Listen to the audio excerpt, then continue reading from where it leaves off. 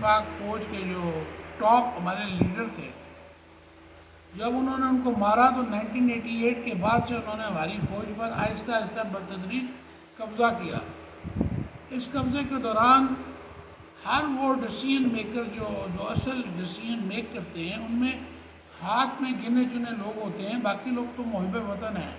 باقی لوگ تو یقیناً ویٹیکن نہیں ہیں، لیکن یہ جو ہاتھ جتنی انگلیوں میں گنے چنے لوگ ہیں، ان کو بھی نہیں پتہ ہوتا کہ ہم میں سے کون ہے اور کون نہیں ہے۔ اب اس تمہید کے بعد میرا یہ سوال ہے آپ سے کہ 5 اور 3 کا جو میں نے میزان آپ کو بتایا تھا ان بیلنس ہے۔ انہوں نے ویٹیکنز نے جب قبضہ کیا، general Ayub Khan Vatican agent کے ذریعے قائد اعظم محمد علی جناح کو قتل کروا کے، اس وقت سے ہمیں ان بیلنس رکھا ہوا ہے۔ انصاف کا جو ترازو ہے وہ قائم نہیں ہو سکتا جب تک وہ بیلنس نہ ہو۔ جب بیلنس ہو جائے گا تو پھر کوئی وٹا رکھیں گے تو بتائے گا رائٹ ٹھیک ہے یا لیفٹ ٹھیک ہے۔ انہوں نے اس ترازو ہی کو ان بیلنس رکھا ہوا ہے۔ میں نے پچھلے جذباتی کلپ میں بیان کیا، اور بہت سے لوگوں کو جن کو حالانکہ سمجھ آنی چاہیے، مسلمان ہیں، قرآن پڑھنے والے لوگ ہیں، ہمیں تو کچی پکی یا 5ویں جماعت کی ضرورت نہیں ہے تعلیم کی، اگر قرآن کو ہم نے سمجھ لیا ہے،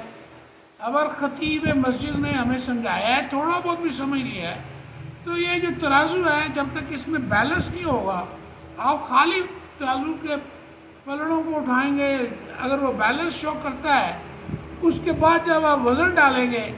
تو وہ بتائے گا کہ یہ چیز، اس کی حجم، اس کی ویلیو کیا ہے، زیادہ ہے، کم ہے یا کتنی ہے۔ یہ بات میرے پچھلے کلپ میں یہ جذباتی طور پر میں نے سمجھائی تھی۔ یہ ایک پوائنٹ تھا کہ اپوزیشن اور حکومت کے دونوں پلیٹ فارم، صوبائی اسمبلی اور قومی اسمبلی، انہوں نے مل کر پارلیمنٹ، جو ہمارے پارلیمنٹیرین جو چونگے میں